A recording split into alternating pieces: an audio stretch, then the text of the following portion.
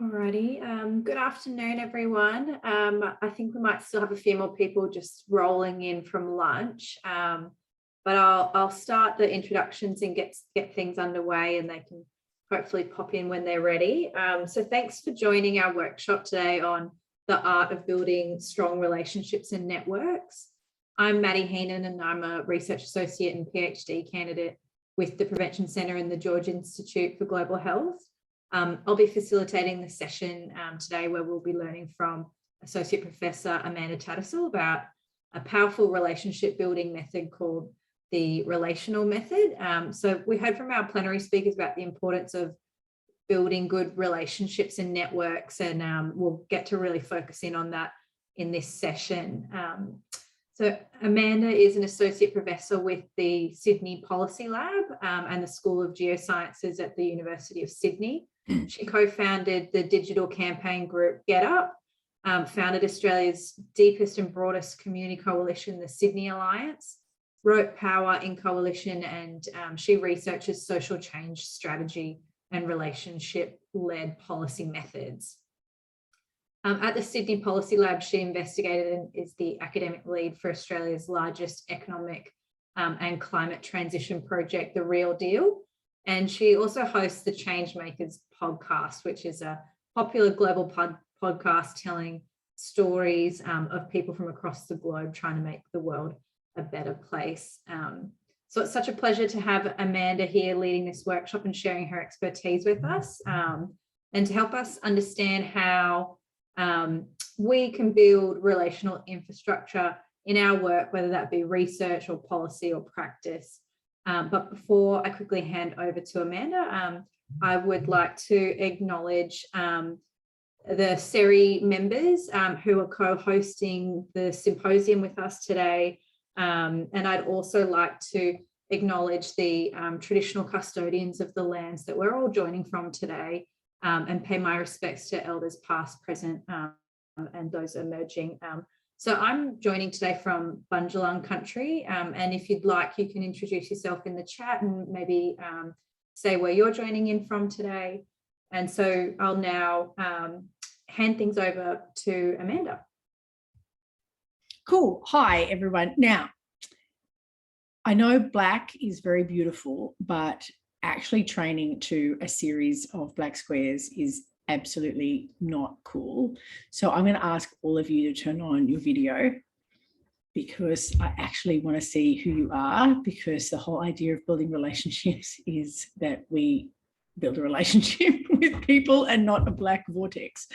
And this is going to be a conversation in parts. There is one section where I'm going to present a bunch of content, and other times where you're going to watch a demonstration, but we're going to try and have this interactive. So, I admit, if you're in the middle of eating lunch and you want to have it off, that is a fair excuse, but that is not a permanent state of affairs. You can switch on as soon as you feel like you're able to. So thank you for those who've switched on. So just to start, right, and I might get the slides off if that's all right, and we'll just have a bit of a chat without slides for the moment. So I'm going to tell you a bit about me in a sec, but let's just start with, get ready. I'm about to ask you a question. It's not a rhetorical question, so we're going to have a conversation. So, your HDR students, your emerging leaders in and with the Prevention Centre, why would, I believe that research involves relationships, and that some research really needs powerful relationships even more than others. But why do you think it's important? Why do you think the idea of relationships is important for research? And what sort of kind of research questions rely on relationships? It's a good way to be able to influence people rather than doing it, I suppose, impersonally through a paper, through a submission, something, sitting down having a chat with somebody works a lot better than that. Totally. And for the way in which the influence is garnered is different too. Like if you, rather than just crossing your fingers and hoping that they agree with you, you're actually able to respond and deal with objections and all that sort of stuff in real time. Yeah, thanks, Damien. Monica. Oh, just to generate ideas from other people's perspective in the system, that we know our own place. And also then you can access potentially their power in their ideas too. Yeah. Absolutely, absolutely. So, you know, if you're a researcher researching autistic young people and you're not an autistic young person, having relationships with people who are young people and autistic is the only way you're going to know about their perspective in the system.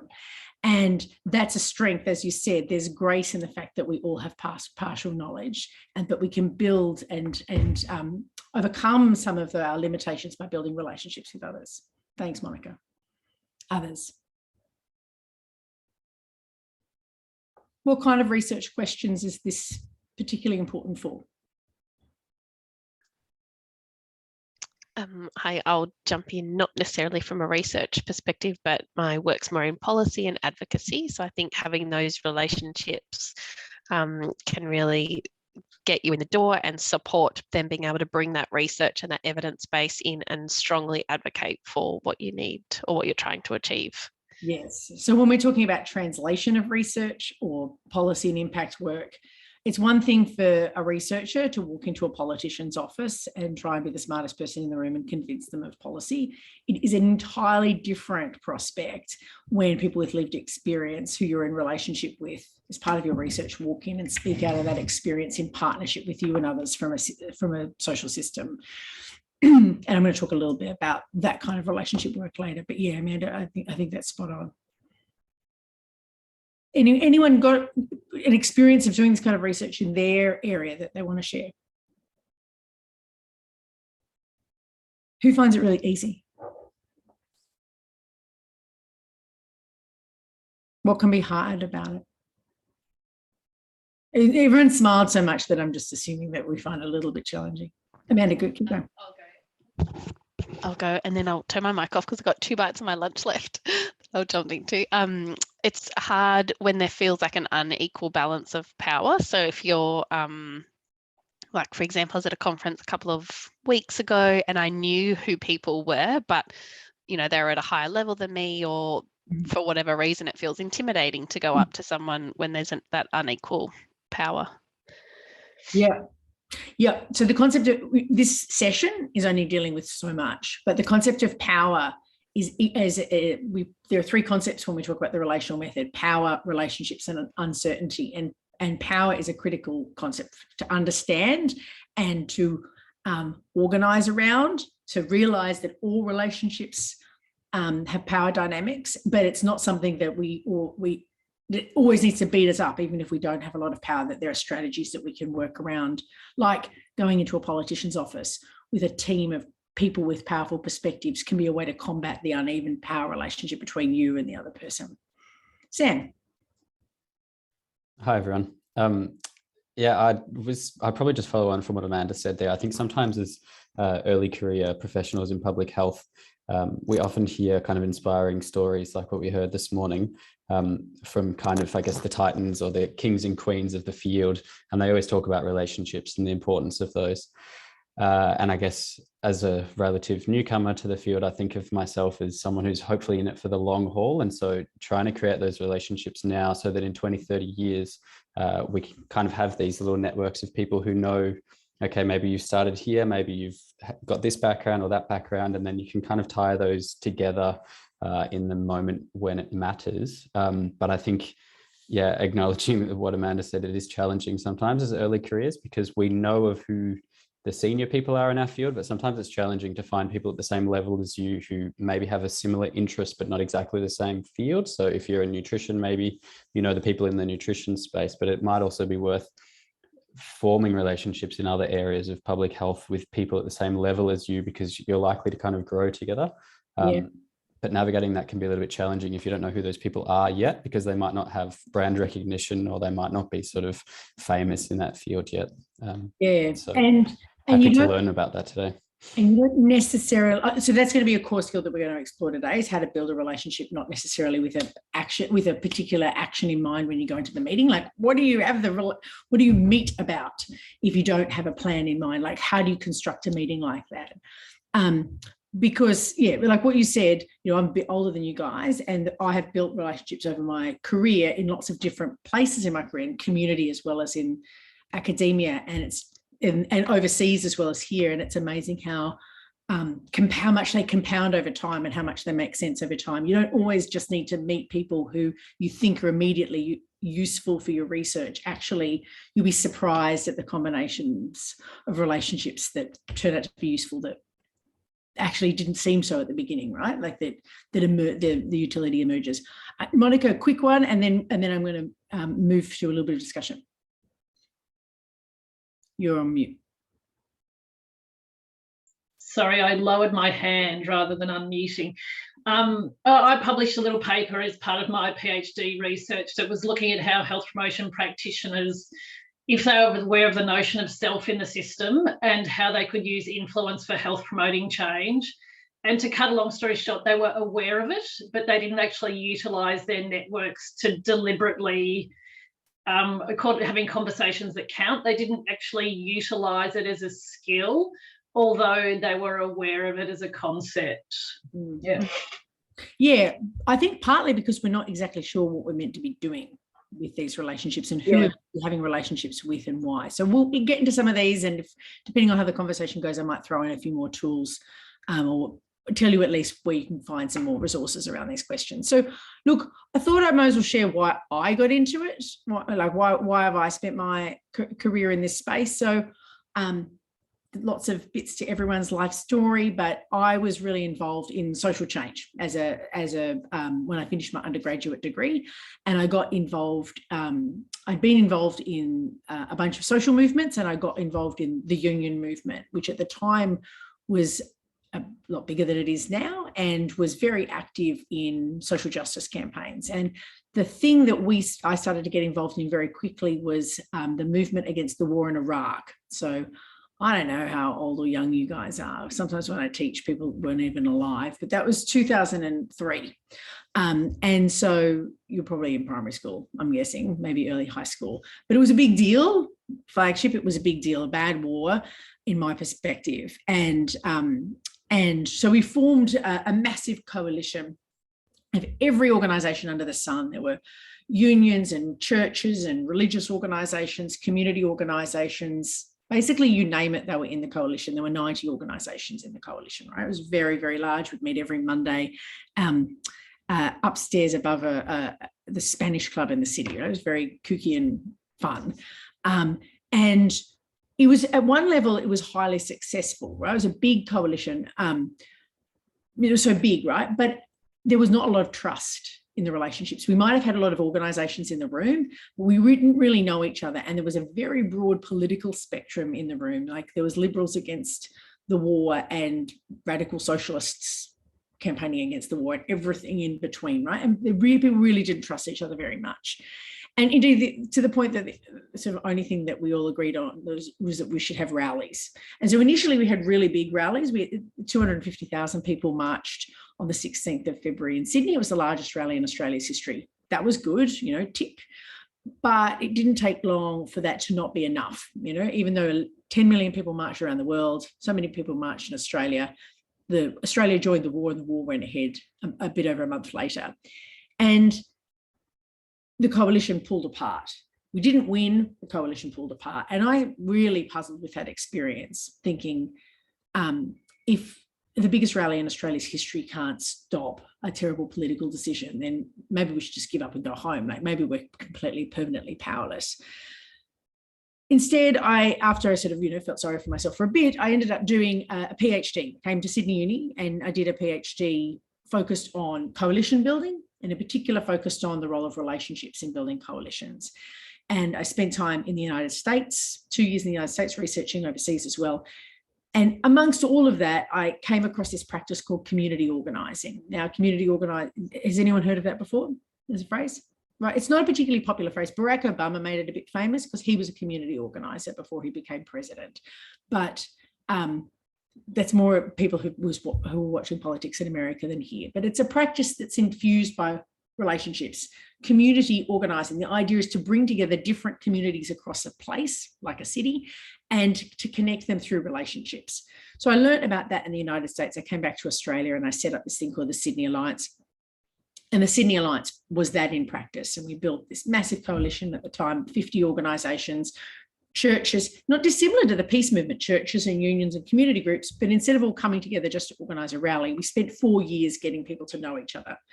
And so people were in relationships. So when there was tension and difficulties between different communities, like say between the Jewish community and the Jewish Board of Deputies and the Muslim Women's Association, the Arab Council, instead of just splitting, the group talked it through and worked it through. We're able to work on problems that traditionally had never been worked on before in Sydney. That was great. But in that, we, for example, like, what does that mean? I remember one time, someone said about the power of you don't know when the power of relationships, where the common interest is between people. I think Samuel mentioning that, it might happen later or whatever. We used to run these trainings, 30 or 40 people from different partner organisations. At one of the trainings, we had members from Catholic Care, which is the largest charity organisation within the Archdiocese of the Catholic Church, and with the Cancer Council, which you may have heard of, it's the major advocacy organisation for cancer. And a couple of people from those organisations, not CEOs, mid-level people from those organisations. Everyone did the trainings. Thousands of people did those trainings. And they were having a chat, and they'd never worked together. Those organisations had never worked together, but they're just getting to know each other. And in the conversation, it turned out Cancer Council were talking about how they were running a campaign for getting shade spaces up and creating more shade spaces in the city. The shading on outdoor areas. And the Catholic Care started talking about, well, we've got 26 homeless centres across the cities and most of them don't have shade. And so they ended up, from that conversation, from that relationship, forming sort of a partnership and working together to create shade in those housing precincts. Now, it might not sound like much, but it's the thing of, if they'd gone into a conversation thinking they knew what the answer to their relationship was, they may have never actually found what was a productive mutual interest outcome, right? They just started getting to know each other, talking about what was going on for each other, and they created their mutual interest together in the relationship.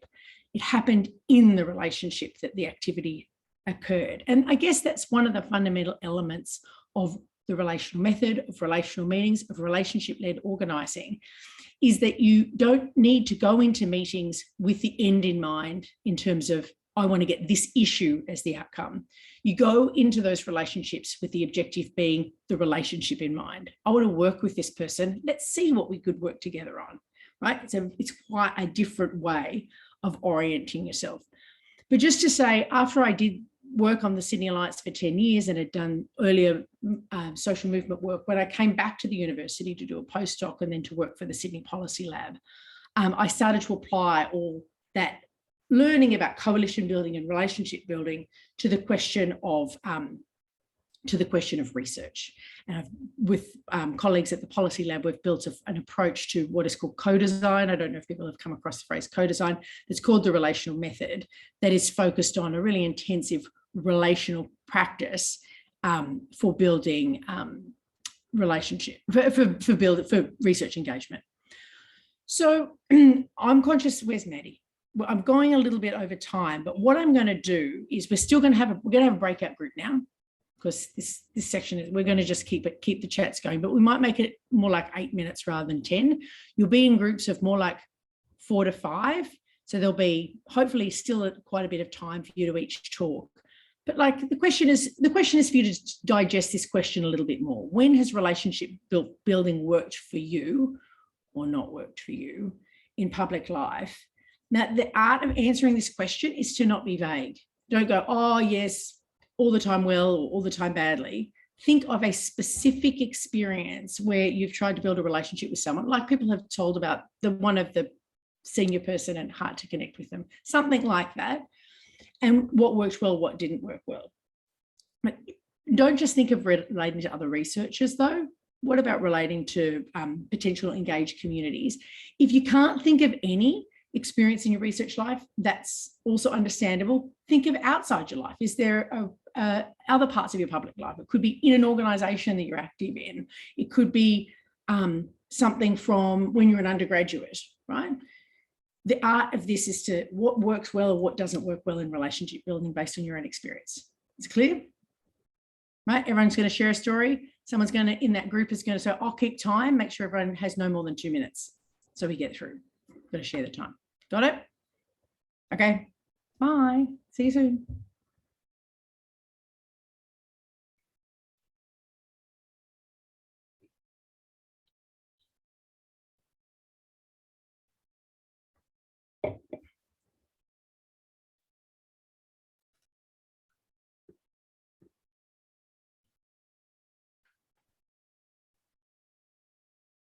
Everyone's in their room.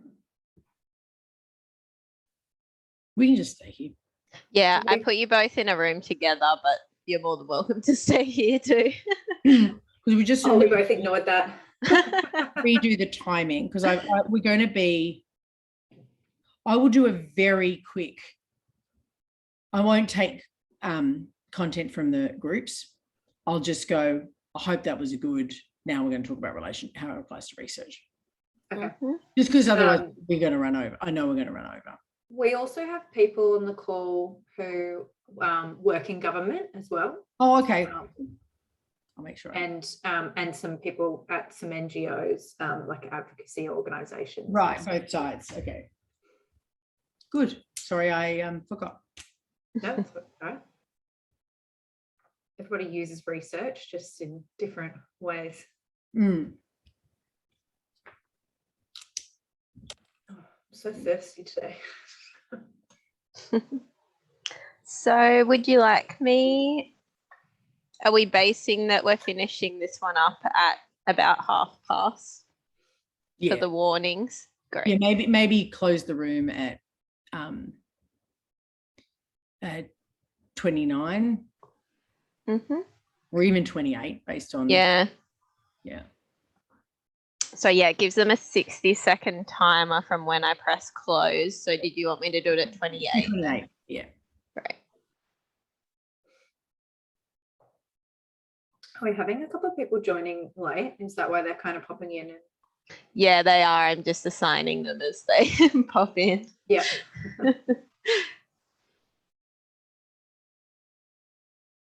How has the conference gone? It was good. Yeah, we had a really interesting morning session. So we had a plenary with Dr. Janine Mohammed, who's the CEO of the Lowitja Institute, Professor Steve Allender, who's an academic at Deakin and like a big obesity researcher and systems thinking kind of expert. Katina Denise, who's the executive director of Wellbeing SA, and Jane Martin, who's the executive director of the Obesity Policy Coalition at Cancer Council. So it was kind of like a good, mix, and they were sort of talking from their different areas of work about being, how to change a system and systems leadership and stuff like that. No, it was really, it was good. And then we just had a big networking session. Crowd Comms offers this really cool online networking format.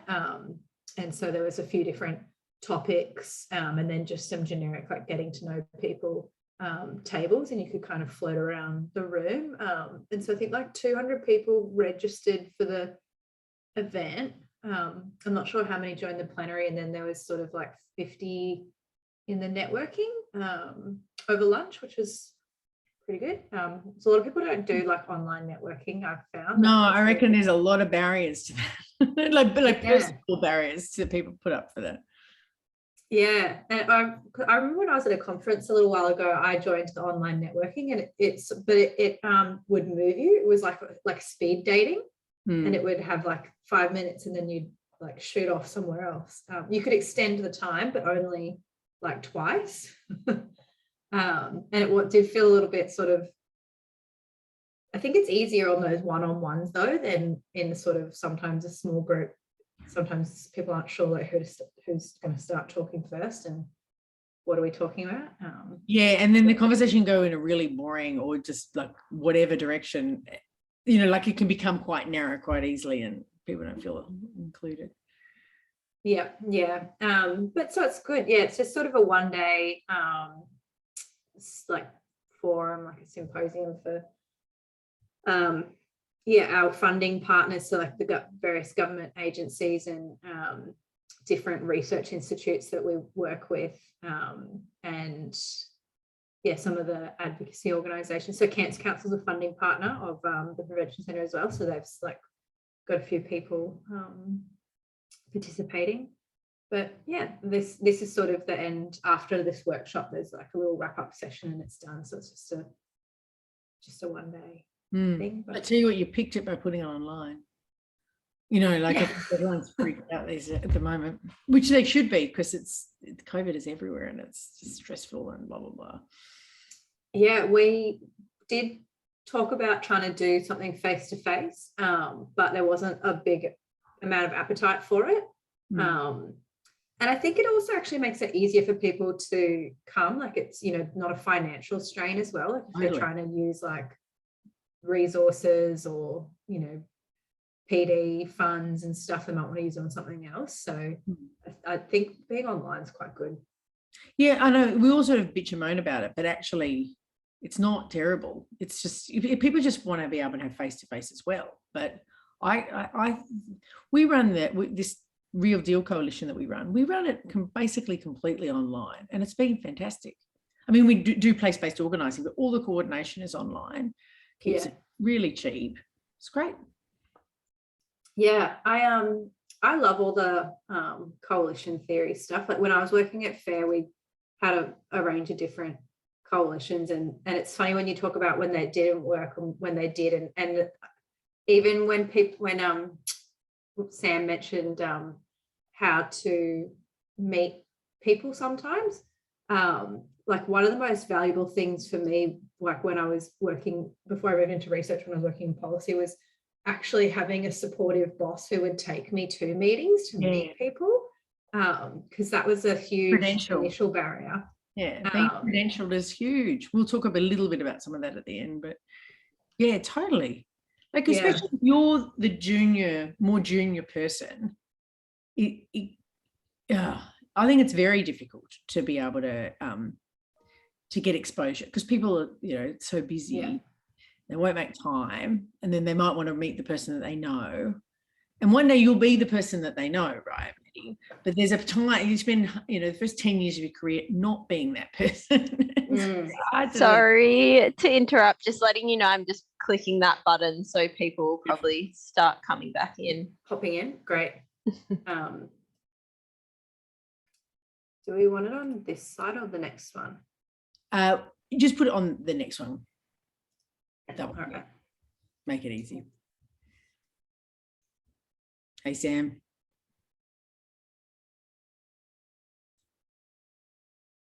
You're on mute, but you can unmute too. Hey, sorry, I clicked out of my breakout room when I was trying to get rid of the alert, so I just cut somebody off. Whoops. I feel really bad about that. I didn't mean it at all. You can apologise to them in the chat. Oh, mid-story. Whoops. Oh, well. They're still talking. You just left the room. Oh, God. You just jumped out, yeah.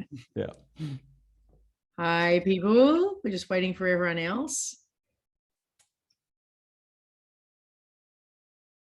Are you all from the same group, Amanda Ernestine and C. Morrison? Mm-hmm. Some of us are. Sam wasn't in our group. I know Sam. Hello, Sam. Hi, everyone. So ordinarily, I would do 5 minutes of check-in on what you talked about, but I'm really also, one of the other elements of running good things is finishing on time. And I've got quite a detailed schema of things that I want to work through. So I'm not going to do a big check-in, but if there are any insights that people shared about lessons learned that resonated with you, like if Phoebe said something and you want to share that with others, put it in the chat, because I think that these insights will be helpful. I'm sure if there's a lesson about what you learned to do or not to do in relationship building, put it in the chat and I'll read the chat as well. But I guess I just want to say is wherever we've had our experiences around relationship building, we can apply them to questions of how to do powerful research, whether that's from the perspective of being a researcher, like a higher degree research person, or from being in a civil society or not-for-profit organisation, or if you're in government constructing and working on policy. These questions about how do we work with others in order to build a community of knowledge to solve the tough questions that no one organisation or individual can solve on their own. This art of relationship building is central to it. And we're going to speak now, firstly, about kind of the theory behind relationship building, and then plenty of time on the practice, where I'm both going to demonstrate a relational meeting with someone in a fishbowl, and I will just flag now, if anyone is prepared to have a meeting with me, a relational meeting with me, blind message me, and that would be great. I'll pick the first enthusiast to have that meeting, and then you're all going to practice one, and we'll debrief it, and then we'll wrap the session. So the context of relationship building, as you've already described, is that it's everywhere. It's in everything that we do, but in particular, it's very important in collaborative research, co-design, and executing and creating translation in policy outcomes, right? Because they're all moments where we need to work with other people. And sometimes they're all moments where we can't possibly know all the ideas ourselves, where we actually need to combine knowledge and sort of genius with others in order to be able to solve the problems that we're doing. Now, there is a particular tactic, a method that we're going to go through today. Relationships are obviously complex. I did a whole PhD on the art of coalition building, but we're not going to talk much about that today, tragically. We're going to talk about one thing, the relational meeting. The relational meeting being a one-to-one conversation. Like basically it's sort of the bedrock of how and why and what are you doing if you're having a really powerful one-to-one conversation with someone, right? And then a lot of these ideas, there's further training and further materials. I've got a whole bunch of stuff that you can read and engage with if you're interested in taking these skills into other directions. But this is the foundational skill. So what is a relational meeting? It's a conversation where you seek to build a relationship, where you explore whether you want to build a relationship with someone, right? As opposed to where you try and get them to do something for you, or someone gets you to do something for them, right? Those conversations are much more familiar, transactional conversations or issue-based conversations where someone's making someone do something. This is not that. This conversation is particularly focused on exploring who another person is, to see whether there is a connection that could be explored further, where action could result, okay? But we don't know what it is, what the connection looks like yet, because we're going to have the trust that it may or may not emerge in the relational meeting. A relational meeting in some respects is like a test meeting in some ways, because you might not want to build a relationship with the person. Having a relational meeting might make you go, oh, cool, I'm not going to work with this person anymore, right? We don't have to be working with everyone. And certainly when we built the Sydney Alliance, there were some meetings that we had where it's like, hey, this has been really productive because this clearly is not for you. Oh, that's okay, great. It was really nice to meet you, but we don't need to bother each other anymore with this topic because there's not a mutual interest here, right? We can save a lot of time doing that. I don't know if people have had the experience of putting people on committees and then finding out that they possibly weren't the right person to work with and then trying to remove them from the committee. Has anyone had that experience? I bet you some of you have. I've had that experience. This is a much more efficient way of doing it, where you actually get to know someone before you start working together. It sounds obvious. We do it so rarely. We're going to talk about how to do that powerfully. Okay. So the heart, if we click the slide, the heart of a relational meeting is this concept called self-interest.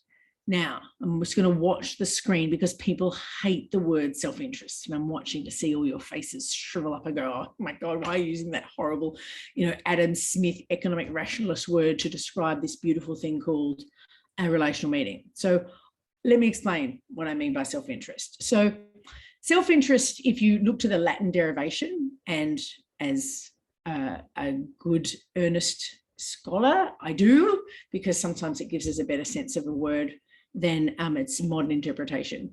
Self-interest means to be among, inter esse, right? To be among. And that's interesting. The idea that our interests in life are found, discovered, and explored in our experiences and relationships with others, right? The things that we care about, the things that move us, the things that drive us, the things that, the reasons why we came to a conference like today, the reasons why we did the degree that we did, the reasons why we're involved in the organizations we're involved in. These are our interests, right? These are the things that drive us. And this is what we're trying to find out in a relational meeting, someone's interests. But just to be clear what an interest is not, on the slide, or just back one more just for a sec. Self-interest is not selfish. Just to drill home just get the Adam Smith stuff out of everyone's head. You know, Adam Smith, the famous economist, right? He talks a lot about self-interest and wealth, and self-interest is a driver for wealth maximization. I'm trying to distinguish the terms. So self-interest is not selfish, right? To be selfish is to think about yourself and no one else, right? I think that's fairly well accepted. To be selfless is to think, is at least said to be, to think about everyone else and not yourself. So both of those concepts lack relationality. Now, I'm sure if someone has kids and knows how you have to be pretty bloody selfless a lot of the time, you know, we can have an argument about that another day. But the idea that a relationship is about you with someone else, in relationship with someone else, where you're being fed and they're being fed. You know, good parenting, they say, is you've got to put the mask on yourself before you put the mask on the other person in a plane emergency. And the same thing goes here for self-interest, that you need to feed yourself and you need to feed others. That's what our interests are. It's not when we're being burnt so hard, acting selflessly, that we burn out, right? Self-interest is something that feeds us, that sustains us, that can keep us moving. And I don't know if anyone here is Jewish, but Rabbi Hillel is a famous ancient Jewish scholar, and he said this quote that really sums up self-interest. If you're not about yourself, who will be? If you're only about yourself, who are you, right? If you're not about yourself, who will be, right? Like, if you're not going to be for you, I'm not going to be for you. Your mum's not going to be for you. You have to be for you. But if you're only for yourself, well, you're going to be a bit of an asshole. So we want you to be, in relationship with others, right? That's what we're looking for in self-interest. People who are clear on their interests make great leaders, make great research companions, make great colleagues, make the kind of people that you might want to keep meeting with and working with, okay? So that's a beautiful theory. What does it mean in practice? If we go to the next slide, let's make this incredibly practical. So if we're looking for someone's self-interest and also sharing a little bit of our self-interest in a relational meeting, what is that? It's very, very concrete. And this is a general indication, but it can be other things too. And I'm sure we're going to share these slides with people so you can get a copy of them as well. Important private and public relationships. Who in your life moves you? For instance, if I was here sharing a story, I might start talking about my son. He's really, both my boys are important to me. One of my sons is autistic, and that his autism diagnosis and his experience at school have really driven a lot of my understandings of the importance and role of brain and my research at university. Get me talking and you'll have me talking about my son. You'll see that that's one of my interests, right? Sure, you can think about what important public and private relationships move you, right? It's a sort of question that one can explore and comes up in good relational meetings. Organizations that are important to them, right? It's not just if you're a university HDR student, it's not just what you're studying.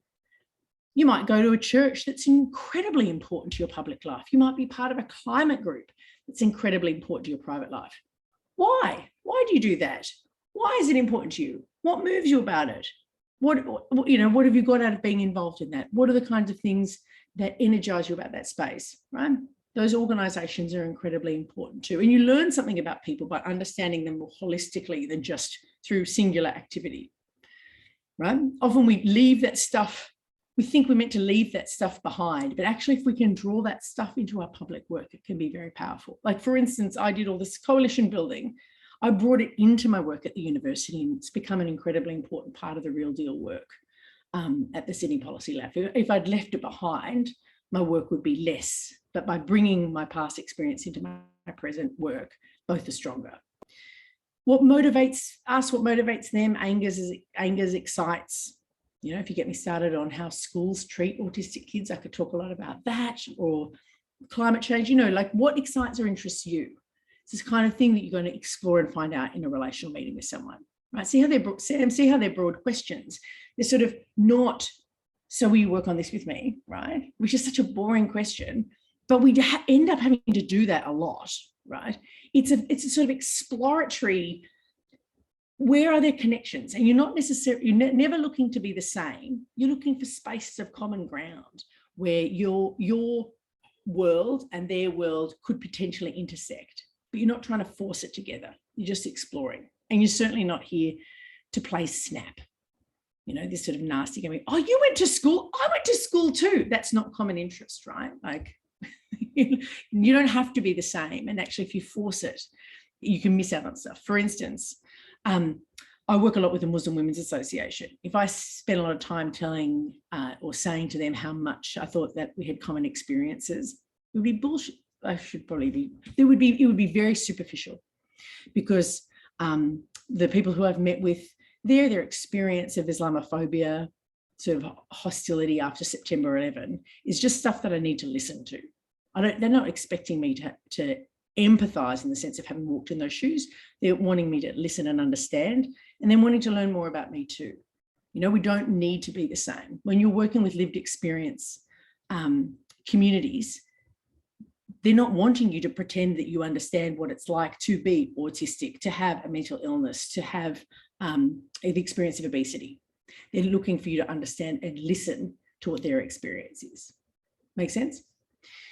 Hobbies, habits, you know, we can go broad with this sort of stuff. Like we can get quite a broad perspective on people. Foundational stories means things like defining moments, like that story I told about the peace movement that really pivoted my career, having that sort of sense of a failure that ended up driving me towards relationship-based organising. But they can also be personal ones as well that people are prepared to share. And we need to really be comfortable about recognising this is a public space. So we're not asking people to share private stories that they don't feel they want to, right? This is a public meeting, not a private meeting. And then legacy. It's a great story for people who are in the second or third act of their lives, you know, like what are they doing this for? What do they want to leave behind? So we'll have a reactions in a sec, but just one more slide. So just in summary, what is a relational meeting, right? This is a foundational tool for building relationships with people. They're short, they don't go forever, 30 to 45 minutes, not 3 hours. Some people have these meetings, I think they need to be long. No, you want to leave people hungry for more. Book another meeting if you've got more to talk about. You don't just have one relational meeting with someone, you have lots. A little bit over time is healthy. You do them on Zoom, face-to-face. They help build trust, identify interests and passions, potential connection. Both people share, right? So it's not an interview for those people here who are just doing their high degrees. You're not interviewing in these. This is not an interview. This is a conversation where you're sharing too. You'll see in the fishbowl, both people share. But the person who is being met will share much more, right? You don't dominate the meeting if you're running it. You ask a lot of why questions. So it's not, oh, you're doing a degree, what are you studying? Oh, you're doing a degree, why are you doing that degree? What's interesting to you about that? Why did you get into that? Where, you know, right? They're the sort of questions you're asking. And they can be agitational because sometimes we don't know the answer to these questions and they're exploratory. We're creating something new. They're greater than the sum of their parts. Okay. Let's have a little bit questions, thoughts. Who's with me? Who's got some concerns? Let's have a moment now to share them.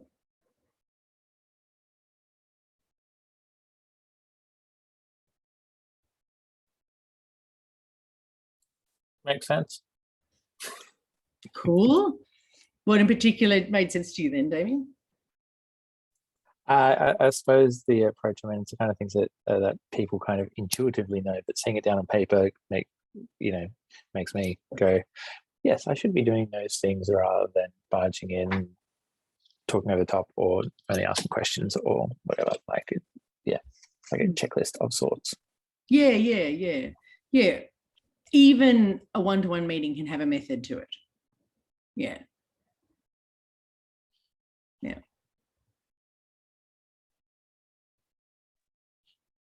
Hi, I'm interested. I really love this idea. I'm interested to know how you think the setup or the introduction to this meeting comes about. Is it a, hey, I'd like to have a relational meeting with you? People always ask that question, and that is a really good question, and I'm happy to answer it now, and we can talk about it more. No. There's probably another reason why you're interested in them, right? Oh, I'm doing this broad thing. I'd be interested in talking to you about it. I used to, we're building this thing called the Sydney Alliance. I was wondering if you might have 45 minutes spare to talk to me about it. And that would be there as the sort of theory of the meeting. And then I would just run a relational meeting for most of the meeting, right? So 45 minutes, I would normally book an hour meeting, and I would have a sort of relational content for at least half an hour. And then I would say things like, hey, before we talk about all that stuff, I'd love to know why you do this in the first place. Can you tell me a bit more about your journey, or, whatever the right question was? And just, it actually is quite easy to insert into an ordinary meeting. But what it takes is intentionality, like to be really focused on, if I don't understand who this person is, what makes them tick, I have to make time for that. And that's what these techniques are about, making time for. And then you build it into all your meetings. And so, you're not going to find out all the answers of what makes someone tick in one meeting. Hopefully not. They're going to be terribly interesting, and much more interesting than that, right? So you build it into all of your meetings. You can build it into, we have coalitions, and we have the first 10 minutes where we give people a check-in time on Zoom or face-to-face. You can really build it into part of your culture. The other thing is that sometimes even getting a meeting is hard, and you'll do what you would do anyway, which is, a credential, right? Say you want to meet with someone who's a bit of a super duper type, right? You don't have enough power to get the meeting. You get someone who does have power to help get the meeting for you.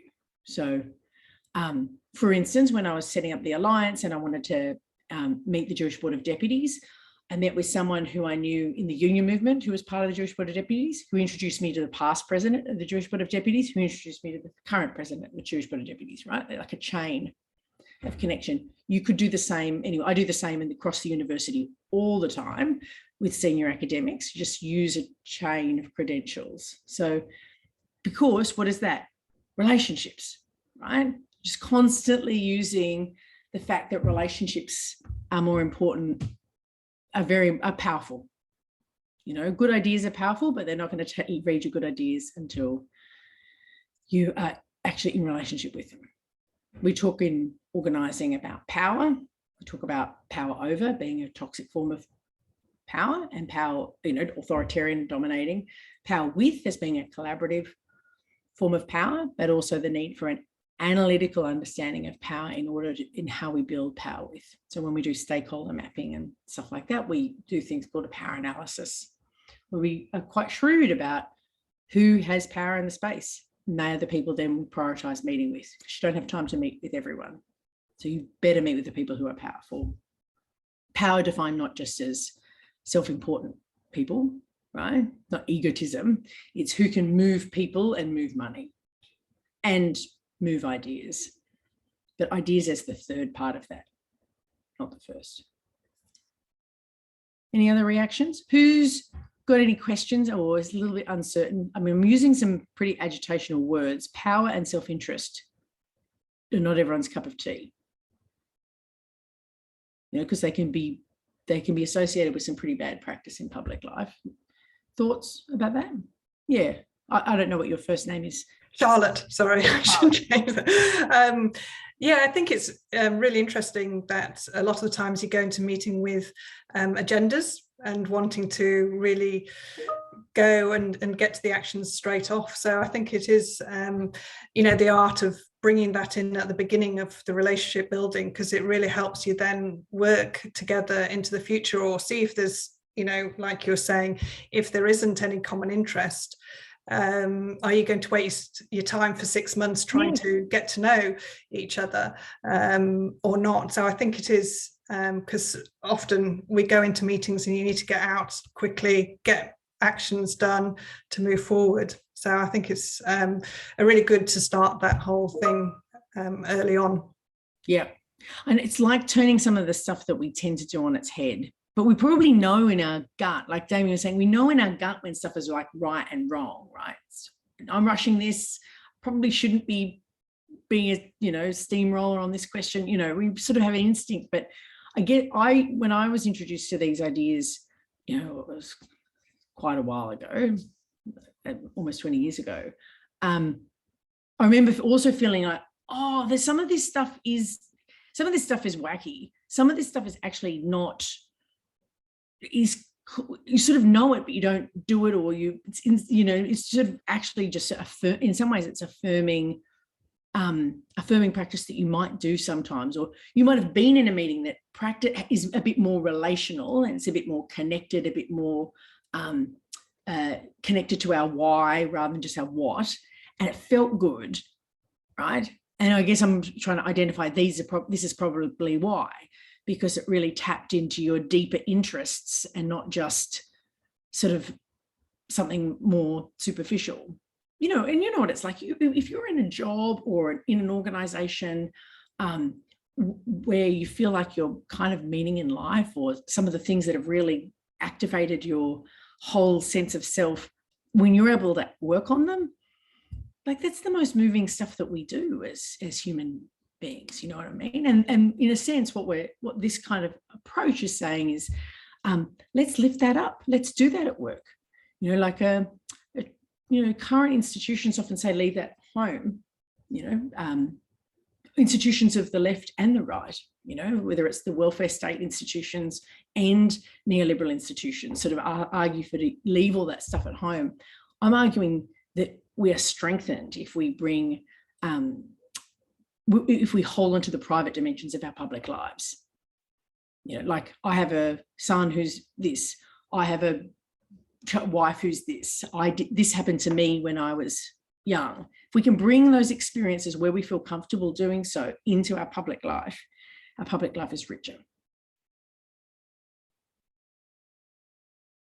Okay. So I've even got a nominee to do this relational meeting. And we're actually now moving quite well for time. Who knew, right? Any other questions or comments? We'll be able to run the second half with a lot more, we'll be able to have some good debrief and discussion. And if there are sort of a couple of arising things about how to think about this idea or that idea that relate to this, we could probably have time for them as well, because fingers crossed have time. Actually, I just remembered we finish at 3:40, so maybe we're not going as brilliantly as I thought. Anyway, okay. So 45 minutes, but it's exactly what I've got. Okay, we'll be fine. So where's she gone? Gabby, you said yes, didn't you? Who said yes? Yes, Gabby. So Gabby Lindsay Smith has said, woohoo, I'd love to do a relational meeting in front of everyone. Thank you, sign me up. No, she's kindly offered to step forward, act of a leader, to do this relational meeting. So what we're going to do, so I'm going to suggest to you all that you flick your view to speaker mode. So you just see us rather than lots of other space. Give me a sec and then I'll suggest you do that. We're going to do this for 10 minutes. So then we're going to debrief it. Now, I'm just going to set up the debrief right now. We're not going to debrief on the content of the meeting. So for instance, the debrief shouldn't be things like, oh, when Gabby said that really interesting thing about her time at church that day, I was really interested. Hold that one. You can have your own relational meeting with Gabby if you're interested in that story, okay? What we're wanting to debrief is the process of the meeting, right? What kind of questions did you see? What kind of interaction did you see? What kind of, how did the meeting form? You know, how did it work? That's what we want to unpack together. And to what extent it worked or didn't work for you, and what you learned from that process, okay? We'll debrief it for a little bit, then we're going to get you to do one yourselves, It'll be a bit briefer than I've planned, but you'll have at least 15 minutes to do a meeting yourself. Then we'll debrief it. We may do it in small groups, or we may just all do it together depending on time. Okay, that's going to take us to the end of the session. And I have prepared like a take-home pack of 3 pages of podcasts and videos and really fun stuff for the nerds who want to just like dig into the concept and learn more. Okay, so it will be, I keep getting messages on my chat. Okay, I'm going to turn it to change the view to speaker. Where's Gabby? Say hello, Gabby. Hello, how's it going? Why? Now, can someone remove the spotlight? Yeah, there you go. That's great. Can you hear me okay? I can. Can you hear me okay? Yeah, I can hear you. Okay. So, okay, I'm going to set a thing so I don't go over time. Great. So, the meeting has begun. Okay, so Gabby, so tell me a little bit about yourself. Like, I don't know anything about you except that you're here. Like, why are you here? Why is this of interest? I'm a stakeholder engagement coordinator for IPAN, the Institute of Physical Activity and Nutrition at Deakin. Again, the Institute of Physical Activity and Nutrition at Deakin. I'm a researcher by background. I did my PhD in older adults and the impact of community organisations on health and wellbeing. I can ask questions. You don't need to keep volunteering. That's kind of me. So what got you into that kind of work? So you're interested in these physical activity, and then your PhD was, it was so many technical terms, but tell me broadly, like, how did you find yourself there? Like, where did the sort of initial impulse to sort of want to, I guess, be a researcher, but also research that come from?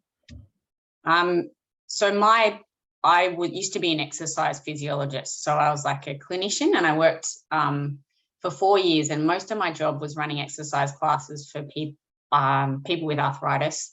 And most of those people were older. Many were from different cultural backgrounds. Many were women. And I noticed through that is that most of them had never done exercise before, and they loved this group environment. And the thing they got most out of it was just being with other people. So that's why I did my PhD. Yeah, wow. So why did you get into this group exercise practice? Like, you're a clinician. What drew you to that in the first place? Were you a really young person? I always loved health, and I never knew what I wanted to be when I grew up. So I studied health and sports science, and that took me to exercise physiology. And then love took me to London. So there's a lot of different things. And so let's just dwell on this question, the early interest in health and exercise and how much you loved it. Like, where did that come from? Like, was there a particular experience or person who inspired that, or? Yeah, my mum was always really keen on health. She worked in health promotion when I was younger, and we were always really healthy. But also I had mental health problems when I was younger. So and I always noticed that exercise helped me. So that was always kind of a real interest. You know, so I don't always talk about this in these meetings, but I have bipolar, and exercise is a huge part of my sort of, I don't know, non-medicine based healthiness. Yeah, I can. It's undervalued, I think, in the public arena. Yeah. It's nice to see more evidence coming out for exercise for treatment of mental illness. Yeah, no, especially when you're also in so many of the medications that you end up having to take, if you've got, like, they make you put on weight, right? They actually make you sick. And so to be able to not have to take quite so much medication and be able to do something else is incredibly powerful. It makes you literally, and feeling strong, like, has an impact on your mind for sure. For sure. And having kids, like, you need to be strong and active to be able to keep up with them when you got crazy kids. Yeah. So it's interesting. So your thing, like you said, you didn't really know what you wanted to do, so you did exercise, you followed your passion. Like, I took much longer in my own journey. Like, I thought I did know what I wanted to do. I thought I wanted to be a lawyer and argue for justice, like a terrible TV soap sort of thing, you know, like Boston Legal or something like that. And actually it was only when I was at university both after I had a major mental health crisis, and also after I sort of got involved in the student movement, that I decided that actually that's what I wanted to do. Like, it was, I found my passion later, you know, like, but at university, it took me a while to sort of work it out. I found, you know, you were lucky to have sort of had a sense for early on, I guess. Well, it's interesting you say that, because I always felt like a fraud at uni because I hated the gym. Oh no, but the gym is terrible. Don't go to the gym. You want to exercise outside. Exercise physiology is about being a overqualified personal trainer. So I have struggled with that quite a lot. But no, I learned that you can still be interested in exercise and not have to like the gym. Oh, wow. Took ages. Yeah. Wow. Gosh, because there are sort of expectations in every space. Like in mine, it was law, like there was sort of all these expectations of what you would do, because I did actually finish my degree, but I just never applied it to being a lawyer. I applied it to changing the law in a way, you know. But it does take a while to feel like that's an acceptable. Yeah, I mean, I didn't have the same, like, that's, your experience sounds really central, but I can certainly see any, like, I also had, I guess, a deviation from track, and yeah, you sort of have to really reconcile who you are, your identity. I guess it's like an identity question. Absolutely, yeah. And I think, as you said, having kids changes your identity so much. My daughter's has ADHD, and like you, like, everything I think about now is like, why does school work like that, and why is so. And also how important exercise is for kids at school as well, like, especially if your daughter's ADHD, man. It's like, it's medicinal for sure. Yeah, yes. And it's sad how little they actually do at school in terms of exercise, but I'm not going to go there. And then I'm just going to jump around. We've only got a few minutes left, but like, how you bring all this pretty extraordinary experience, like, what does all your journey mean for this kind of work? Like, how does it fit into your work at Deakin, but also, say, a conference like this? I think what I've really learned through my journey is that it's all about relationships. That my job, like, I'm doing a job where I'm supposed to be facilitating relationships for researchers, and so I have to get to know them. And the first thing I do is get to know them as a person and why they do the research they do. So, yeah, and that's probably, you learn that the more different types of roles you've done, and the more you're searching in your soul to find out, you know, where you want to be. And I imagine, and I'm presume, I'm such a nerd.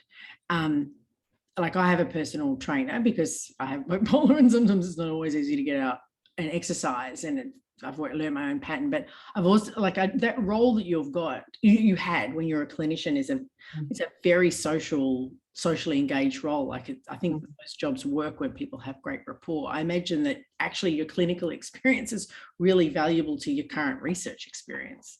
I think so. I notice that a lot of people that haven't been a clinician approach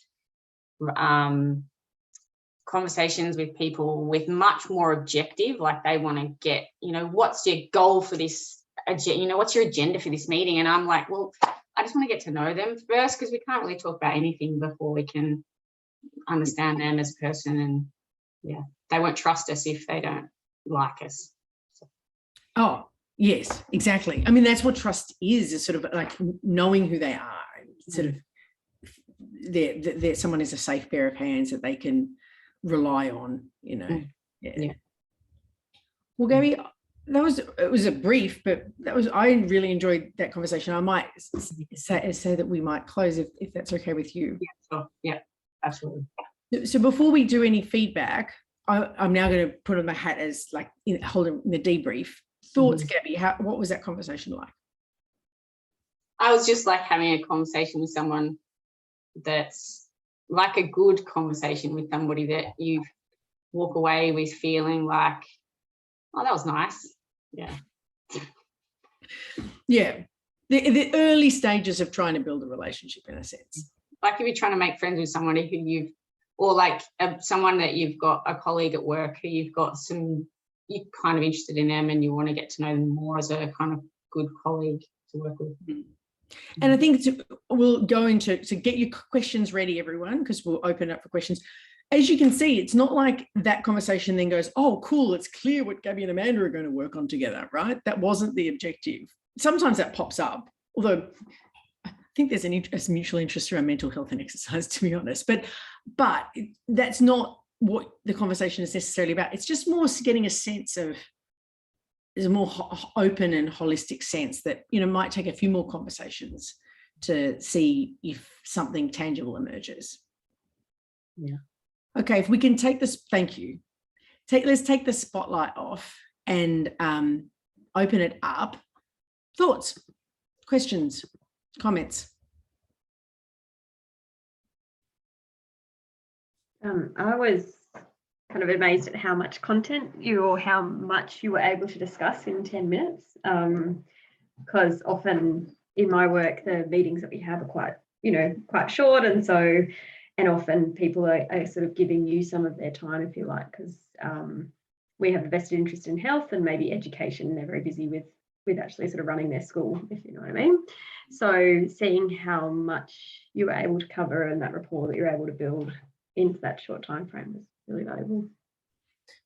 Thanks, Nina. And I think part of it is about the intention, right? Like sort of knowing, I could have not, if I didn't have the intention of building a relationship, I might have not spent so much time going back into this question of where does Gabby's health interest come from? But to me, that was really important to understand the original her origin story, like where the source of that passion came from. Anyway, just food for thought on that. Who was going to, someone about to speak? Was it Sam? Yeah, the thing that stood out to me, first of all, that was really good to kind of watch. Thanks for volunteering, Gabby. That was brave of you. The thing that stood out to me was the vulnerability that you both shared. It seemed like when each of you kind of shared a little bit more about yourselves personally, the conversation kind of started to grow, and that's when kind of things picked up a little bit. Was that sort of intentional on your end, Amanda, or is it just a natural thing that comes out of it? Because it really sort of, it seemed not unusual, but I wouldn't say that's standard practice to be talking about yourself so privately in a first conversation. Yeah, I don't normally, but Gabby was vulnerable. And I like a part of, and I had a story in a similar space, and I wanted to create safety in some ways, not in a condescending way, but just sort of go, interesting. I see you because I have a similar experience. So I wouldn't normally go so vulnerable because it's a public thing, and I don't want to give the confused perception that everyone needs to share their really deep, dark, private stories, because mental health stories, for instance, are often stigmatized and people don't like to talk about them. And I don't want to give the wrong impression that that's what's expected in these conversations, because it's not. And for the best part of a decade, I used to talk about it as being really sick and having a big chronic illness. Which is completely fine. You've got to work out how you're going to share difficult things in a way that you feel comfortable, in a public space. But the other thing is too, in terms of the role of vulnerability, because I think it's a really important thing to bring up, because I'm very intentional about understanding the place of vulnerability in these kinds of relationships. I think you picking up on it is really important. If someone, and this was not the case in this conversation, but if someone appears to be reluctant to share anything, right? Like I'm asking questions, they're saying nothing. I will volunteer a story. They're not necessarily the most vulnerable story in the universe. I just will share something that shows more of myself, because I normally take as a read that they're not sharing because I haven't shared, and they're not prepared to go first. And so I think that's why that did not feel like an interview, right? And that's good. Those good conversations don't, because that's what creates the trust, is everyone's sharing a bit of who they are. I think I'm really glad you brought it up. More thoughts? Emma, you've been nodding. I feel like should I call on you? Any thoughts? Oh no, I came in late to the session, but I'm really loving the information. For some context, I worked in a deli department for 6 years, and I learnt the job in 6 months, and I was super bored for 5.5 years. So one of the things I did was focus on like, how can I relate to people in 30 seconds or less while trying to sell them ham. So when you were talking about the idea of the public and private, one of the things I did was I learned to have like 3 topics that I could relate nearly anybody to. And then that would be like my overall cycle of my conversation. And then when I entered like the professional workforce, I was like 23, working in local government, where shockingly I couldn't talk about my weekends a lot. And I also couldn't relate to weekends about sport with the kids at all. So I once again kind of drew on that skill of having 3 or 4 things I'd want my colleagues to know about me, all which were G-rated and very professional. And that's what I would talk to and refer to. And then as I got to know the colleagues, I'd like eventually go to like a second level of conversation in terms of like the vulnerability. So I really do appreciate that it's the ability to talk and acknowledge mental health and illnesses, but also saying that these aren't really active or incredibly vulnerable moments of your life. Like, you're not at university still, Amanda, in that mental health crisis, so it's okay to come and talk about it retroactively. So I really do appreciate that level of like, oh, I can talk about these things because they're somewhat like closed off, if you will, and therefore like you can bring them up in that more open and public space. So I've listened to this and I'm like, yeah, I really do resonate quite deeply. You know, just to like riff off what you just described, one of the things one can do to become even better at relational meetings is to prepare a political autobiography. It's a lot of words, right? So an autobiography, your own story. Political, I mean small p political. I mean the things that push you to walk in the life that you lead, and to just think about those stories, right? Like I keep notes in my notes section of my phone when I think of something that's happened in my life that I could use as a story to better explain who I am. So you had your 3 stories, which over ham, which I think is spectacular. You know, but I would add, and you've always got to be thinking of your audience as you were, and maybe it is true for that audience it was just 3, and for local government it was just 2 and whatever, but actually possibly now wherever you all are, there are more. And actually, if you think about some of the experiences that you have had and what they say about you, this is you forming your political autobiography. So the hints in how to do that are thinking of brainstorming of those moments, like, and they'll just come to you in conversations over time. And then thinking of the dot points of how you tell the story. Stories have a beginning, a middle, and an end, right? Like it's just like very straightforward. But a good story also has a moral to the tale. Right? There's a moral to the story, just like in a fairy tale. And what does the story say about you as a public person? Right? So the story, you know, we were talking about me being not being a lawyer and instead of being a social change maker. What is that saying about me as a public person? It says that I was prepared to move against the grain, say. That every story will say something about who you are as public. Me doing the coalitions thing, what was a turning point for me? I decided to go and, you know, I researched social change. I changed my approach. I'm interested in relationships. It credentials this course, right? That's what it's saying about me. What are your stories saying about you? So it's not, so you describe an event or an experience, but it has a kicker at the end, right? I don't know if anyone's ever heard This American Life, the podcast. It's pretty famous. Ira Glass, right? So Ira Glass tells this fabulous method on stories where he emphasizes this idea of the moral to the story. You can look it up. If you listen to This American Life, they're the best stories. All the modern podcasts are based on his podcasts. It's been running for 25 years. They're great. It's a great example of storytelling. But that's what you want to be. You want to be storytellers of yourself, because it's a great way to be able to convey who you are to others. And you'll tell different stories to different people. Other reflections? And I just want to note Amanda and Maddie and Damien have made some really helpful, lovely, thanks Amanda, contributions in the chat as well. So Nick, your mouth is moving and you're not on mute, but I can't quite hear you. I know, stupid Zoom. No offense, Zoom.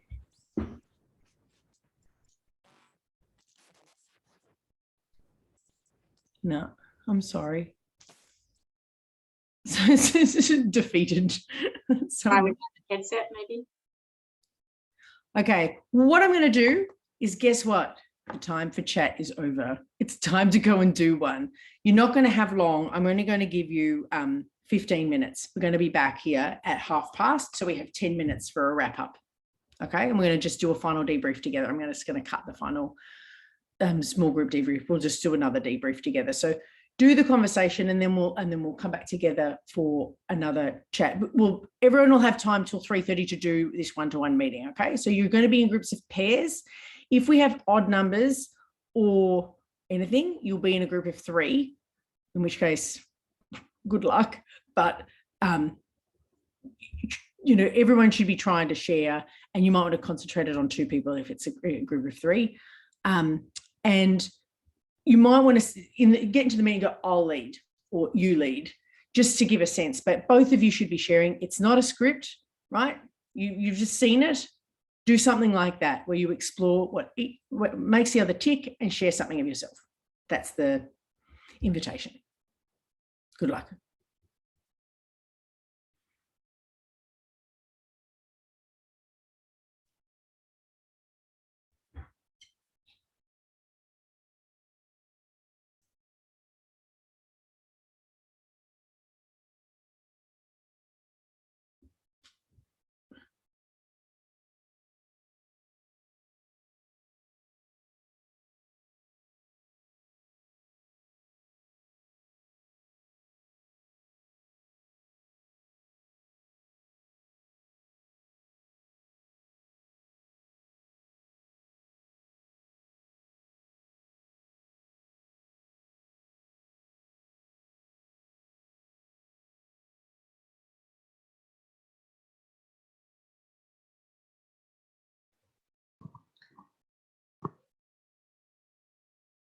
Amanda, I just moved Maddie to one of the rooms because I had someone drop off, so I didn't want. Oh, you're on mute. Sorry. Yep, she just said, I think that I'm going to be allocated to someone. So all good. Oh, she's back. Yeah, she's back. Someone dropped off and then another person did. So I moved you into that room, Maddie, and then someone else dropped off, so I moved the other person in. Oh, that's all right. Yeah, I just left them to it, and the mics were working. Great. So. Oh, good. So we've got about 20 minutes. Yeah, so as you can see, I just ditched. We won't do the next breakout. We don't want to do it. We'll just have a bit more of a chat. But people did a fair digest then, so there'll be a bit more after this experience where they'll basically go, oh, that's a bit harder than I thought. I might teach public and private, but we probably won't have time. And I sort of have been mentioning those ideas already. So I think that we'll mainly just focus on that finals, and then I'll hand to you. So I think they've been reflecting on that a little bit themselves as well. Yeah. Okay. Cool. What sort of sounded like when they were sort of talking about even Emma before, when she was talking about moving into a different sort of professional space, and what was quite sophisticated, really. I was quite, the questions and engagement were quite thoughtful. Yeah. And also the things that they were raising about like the mental health, I've covered off some of the things that can fuck up. I haven't used the concepts that I normally train off, but getting the public and private confused is normally the main problem in these meetings, is that people overshare and they find themselves way too vulnerable and dangerous. And we've run through that several times. So I think that we'll see, but I think it'll be more final thoughts and then to you. I think too, like these sorts of meetings, or even just meetings in general, and whether you've got, they work best when you have built some sort of quality relationship, but it's funny to also watch and go to meetings and see how different people tackle them as well. So kind of like what I was saying before, when I started to get taken on meetings and just seeing the different approach that the CEO versus the director versus somebody else might. That is interesting. Or even when you go when you might go to a meeting with, like when you're in a coalition, you might go with a group of different people and sort of seeing how they each sort of tackle their topics, or you know, you'll be talking about something collectively, but at the same time somebody always has some slightly different agenda that they're working on in the background as well. So, you know, it's interesting. And I worked for somebody who was a bit antagonistic, and just some of the meetings that you'd go to, and they'd just basically like nearly be calling the minister's advisor an idiot. So this is not going to go anywhere. Why are we even here if you're going to call them stupid? I know, this like, in what way do you think this is going to work for us? It's like, they're never going to meet us again. Yeah, it's like two children don't resolve an issue if they, you know, start screaming at each other. What makes you think that's going to work in a politician's office? Like, how? Yeah, or you build the relationships. Like over the years, I built a lot of my own, and then you know, I might need to take the CEO with me for whatever reason, and then just regrets, just like, okay, maybe I'll just pursue this by myself. Maybe he doesn't need to go. Isn't that funny? I think the idea of watching how others do the relationships is really interesting, because I've done a lot of coaching others to do relational meetings, but not as much of what you're describing. But I would be interested, not necessarily to go, oh, they're doing a brilliant job, but sometimes just to see it. You know, like there's a lot of ways to skin a cat. You know, there's lots of different ways to build rapport. Yeah. And I think also, you know, and when you are having a lot of those meetings, you obviously have your agenda and you might be out of time. So it's often something that you're there for specifically. But I do also think about some of the, like one of the most powerful meetings, or maybe the most successful meetings I had with a colleague was not about, wasn't with a powerful person, it was with somebody's advisor, a senator who, you know, wasn't with the government, it was in like a minor party. And it was really powerful because we were talking about the issue of alcohol warning labels and fetal alcohol spectrum disorder.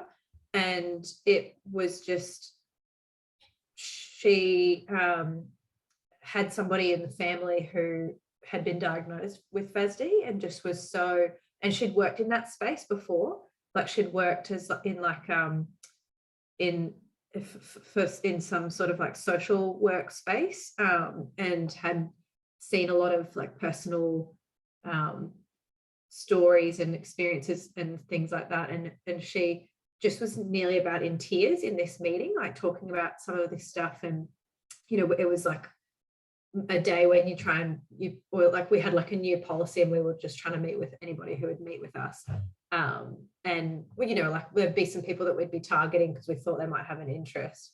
But yeah, it just ended up being a really like eye-opening meeting. She opened doors to us in a range of different places and introduced us to other people. And then when it came to the warning labels actually coming up like properly on the policy agenda and needing to get through, like her senator would ask lots of like questions on notice and things like that, and keep like the pressure on. And it was just such a good outcome from just a generic meeting request. Yeah, it's the interest. It's like tapping gold, you know, vein of gold or something. When someone really cares, then they're worth it. It's all like, so many politicians don't really give a shit about very much, or political advisors, but if they do, they'll move mountains. It's a good story. That's a good story to put in your pocket and tell other people. Like, that's a teaching story about the power of relationships. That's a good story. Yeah, it's definitely good. And it's something that I've tried to take into the research space. And I've even had an experience recently where somebody was sort of challenging the relationship. Like I've been working on like a co-design project, but the government that we were working with just suddenly wanted to remove all reference to themselves from the paper. And I was like, this just makes no sense. It's me. I've had that before.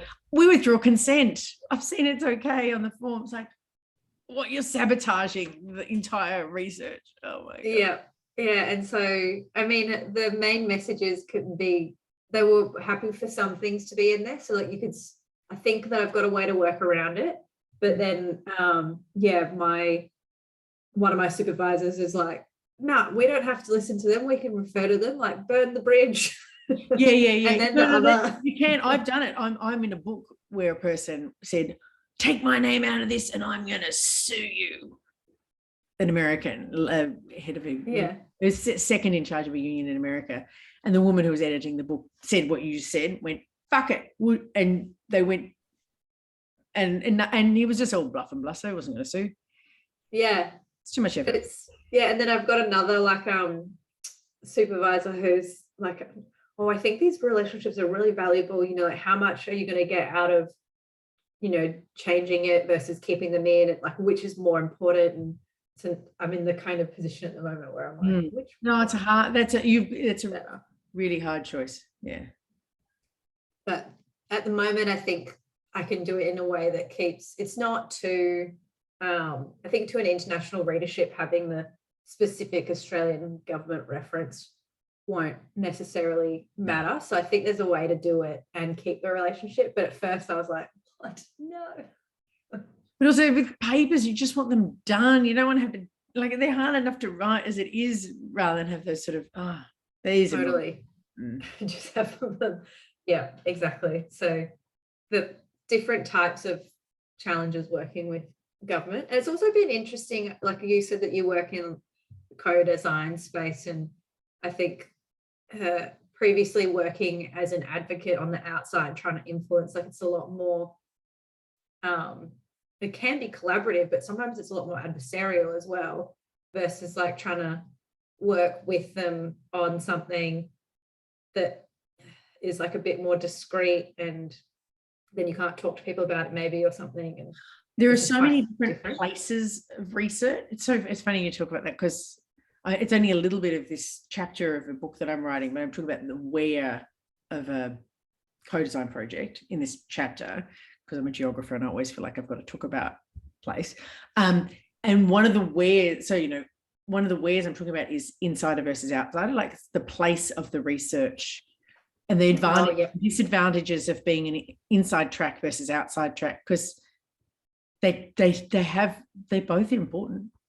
But what you want, ideally what you want is like a two-winged bird where you've got someone inside and someone outside, and you've got collaboration between. But you don't normally have that luxury, you know, like you're normally sort of bound to, there are so many constraints on the inside, but there is the capacity for influence that on the outside you might as well just feel like you're pissing in the wind. Like it's just like, you know, are you getting anywhere because you're so far removed? Hard. Sorry to interrupt again. Yeah, I just wanted to double check you're happy for me to bring it back now. Yeah, great. Thank you. No problem. Yeah, it's hard too when you're working with people on the inside, and then you might have that support, but then the context changes and then they're not there anymore. You're like, no. I know they're vulnerable like that. Yeah. Hi, Damien. Sorry, I pressed the wrong button. I meant to get rid of the message. There's my baby. Hello. That's what Sam did before. He popped back in. Yeah. Yeah, I meant to just get rid of the message box, and instead I pressed land to exit the breakout room. Sorry. Oh my God, that child is so cute. This is Valentina. Valentina. She's a little bit grumpy. So big. I know, she really is. How old is she? She's 9 months. But yeah, I just feel like every day I need bigger and bigger muscles to hold her up. Yeah. Maddie's been able to see her at different points of her life, because she's always come along to meetings and things. Excellent. Damien's at the George Institute as well. Okay, team, we have a tight 10 minutes, and I'm going to hand back to Maddie a few minutes before, so more like a tight maybe 7 minutes. Any big reflections? I'm going to ask you to be brief, but I really want to hear thoughts like, oh, I need help with this. That was easy. That was hard. I'm going to call people out. Nina, what do you think? Yeah, Victoria and I were just having a chat, and I think one of the things it reminded me of is it really encourages you to be quite mindful and present in those conversations. But we found that there were things that we were able to sort of relate on that weren't just things that you might expect being at a conference like this, where you come from a similar background and potentially with similar, we're here because we're passionate about public health and improvement of health. So I think going through that process as well also helps you find other things that maybe you wouldn't have shared in those kind of conversations. Yeah, great. You do have to be mindful. Listening is actually quite a whole body experience, because you're not just planning your next question, right? Like you actually are, wow, they're saying that. What is that making me think about what I'm curious about? And curiosity being such an important thing, as opposed to like a sort of semi-script that you're giving yourself. It's a good reflection, Nina. Thank you. Sarah, I'm just calling people out. That's okay. Sorry, my partner's cooking in the background, so I've got all sorts of noise going. No, I found that really fun. I think a similar reflection just to the whole day in general, where you're like, oh, I'm a researcher, but it's nice to have a whole day where you can just think. This session reminded me it's actually really nice just to talk to people without having, a topic or a purpose or an agenda, which is sort of, I guess, the message of the workshop in general, but actually just to share in conversation and see where it organically goes, where you've got those overlaps and intersections and interests that you wouldn't come across if you had an agenda. So I think we probably do need to make more time for this just in general. Even with our colleagues, I'm sure I've spoken more in this workshop more meaningfully than I have with people I see every day, because you get caught up in the day-to-day work, and it's nice just to share opinions and thoughts. Yep. And it's amazing what can come of those connections, like do not doubt the power of those connections. I'm going to put into the chat some reference stuff, but okay, let's keep going. Gabby?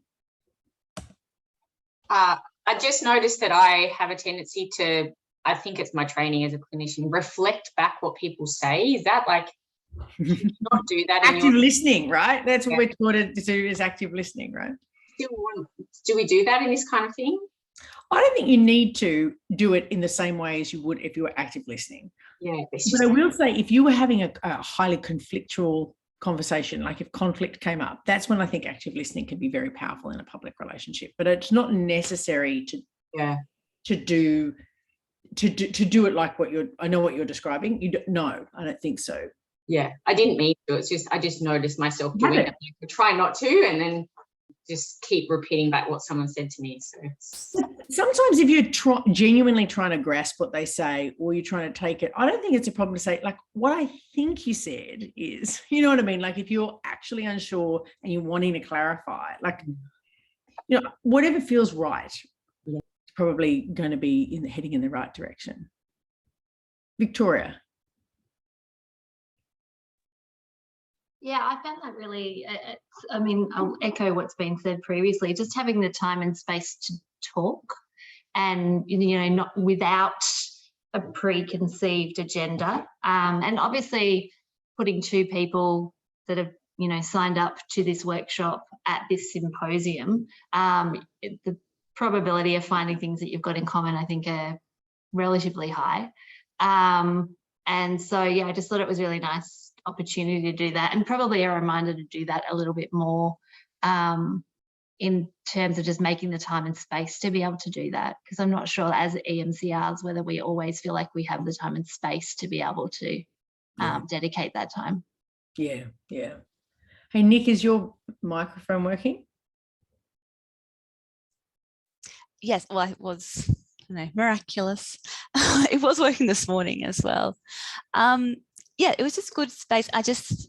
What I was going to say earlier, and I think it was true for the conversation I had with Sarah, you got a lot of information out. So there was an intensity to the conversation, but it was natural and it wasn't intense. So it wasn't like a probing interview, but a lot of the information still walked away. Like I came away not only knowing about what her role is and how that interfaces, but how she really feels about it and what's important to her about it, without having an intense conversation about, what's the top 3 things that you love about your job, or nailing down that. So that was nice.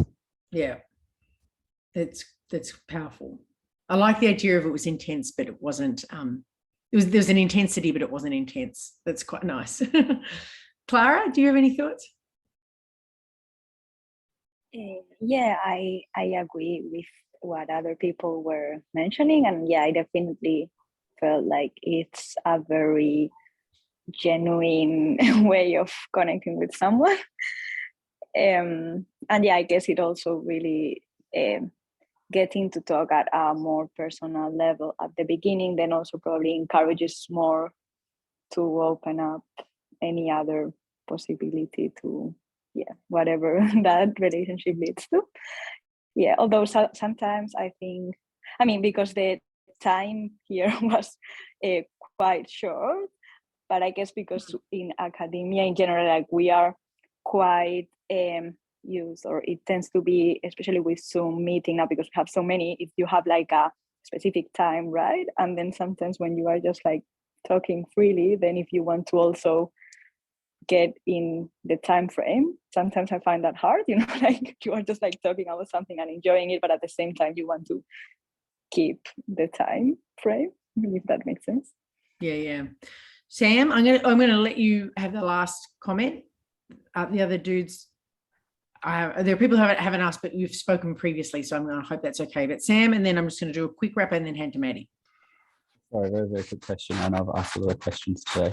I had a really good chat with Charlotte, and I think everybody here had very good chats. I was just thinking, have you got any tips for when you meet with somebody and they're possibly kind of almost on what Clara was saying at the end there, that they're sort of too focused on what needs to be done, and any tips on I guess explaining the importance of just having a chat.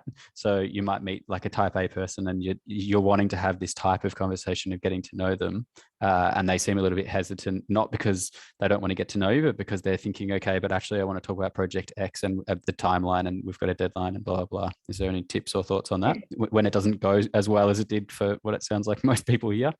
So my first tip is practice this a lot with people where you feel it's going to probably be safe. Like, you know, all good strengths are built in those sort of spaces. If someone's really feisty around a deadline and it feels like it's just because there's something due tomorrow, I would you don't need to always force a relational meeting, right? If someone's not able to do it, I would pull back and say, let's just book a meeting when you're in a better place, right? Like when things are calmer. You could also, if they're more of a person if they're a type A person and they're not ever going to calm down, you could explore that.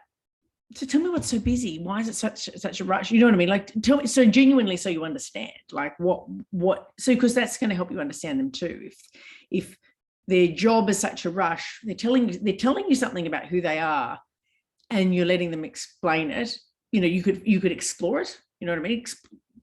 Tell me more about that. Have you always worked in places like that? What attracts you to that style of work? You know, and then you can agitate around that sort of stuff, but that's, you know, do you enjoy that? Would that be your ideal way of working, or do you find that you get benefit from a different pace or style of working, or does that kind of working eliminate certain things for you, or is it everything you've wanted? You know, all of it's just giving you a sense of whether this person is going to be the right person to work for you. If they can't fit you in their life, it's going to be hard to form a coalition. But if you can find common ground, then it can. So so first, don't rush it. Like you can push it back, right? Like this is not such a strict rule that you want to break people with it. And then you can explore it, and then you can agitate, would be my general thoughts. You could also say it's in an organization, you could always, you know, test it with someone else in the organization. Is it really everything so busy, or actually is it more of that person who's always so busy? So it's like to sort of get a sense of perspective test. I'm going to step back. Sorry, Maddie, the thing is in the slideshow. You can wrap us up, Amanda, it's all right. Okay, it's been lovely to talk with you guys from all the different places and spaces. I hope you found it useful. The guide that's it's like a 3-page Google Doc. It includes references to some training that we're running we run a lot of training at the Policy Lab. There's a lot of articles and blogs and podcasts and stuff like that you can listen to if you want to follow up on any of that sort of stuff. you can just email the Policy Lab and we can put you on the list. We're about to release our next batch of training, so I couldn't put the details in there, but lovely to meet with you, and welcome to all. Like, you don't have to be at Sydney University, you can sign up to that stuff, and good luck. I hope that you're able to use some of these skills in the research policy advocacy work that you do. Thanks so much, Amanda. She normally runs like whole day, multi-day workshops that cover this content, so it's so great to get such a condensed version for us.